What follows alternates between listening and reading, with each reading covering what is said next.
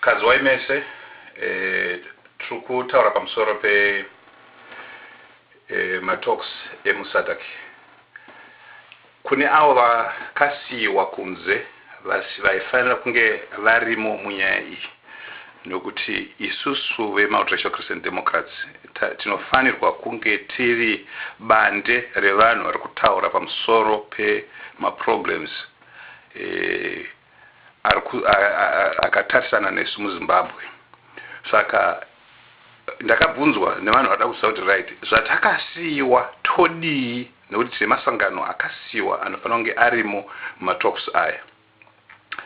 Mhinduro kana resolution kuproblem yekusiyiwa kwedu ndeiyi: tiri kuti isu kune vose vari kumiririrwa neMDC pamatalks between MDC and ZANU-PF, ngavataure vabude pachena kuti isu tiripo, tiri kumiririrwa neMDC, isu toziva, hapana chakaipa uye hapana chekuvanza.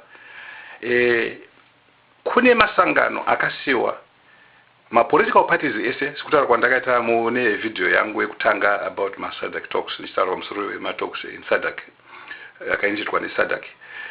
Ndiri kuti ini kune masangano anokudzikana, anoremekedzwa, tinokoshesa muZimbabwe, akafanana neZimbabwe Council of Churches yakasiyiwa, Catholic Bishops Conference yakasiyiwa, Evangelical Fellowship yakasiyiwa, civic organizations seaya,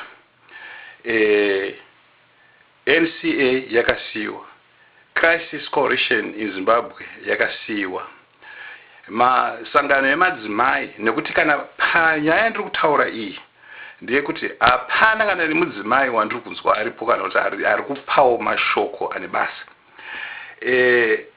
Tine Imbwo, tine WOZA, tine masangano akafanana neaya, Women's Lawyers Association. Mutorododo nyaya yacho achipere vakawanda vanhu vakasiyiwa. Saka tiri kuti isusu kune varinonzwa kuti vari kumirirwa neMDC, ngavangotaura kuti isu tiri pano tiri kumirirwa neMDC uye tiri kuapprova zvese zviri kuitwa neMDC zvavakapasisa nekuwirirana neZANU-PF.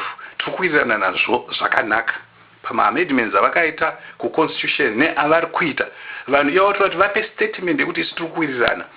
Kana pasina statement, nzwisai kuti vanhu vese vari kumirirwa nesu Multiracial Christian Democrats, uye varida kuti vamirirwe nesu makasunga zvakare kuti mutaure kana kundicontacta kuti tiite mushandira pamwe, tiinstitute democracy in Zimbabwe, kuti prevent maproblems nemakakatanwa yekuti vanhu vanopedzisira vakukachurana, batana pauro kana kukonzera civil war, mbonga muZimbabwe. Hatisi kuda izvozvo. Mwari ngavatibatsire uye Mwari aukombore mese. Ndatenda hangu.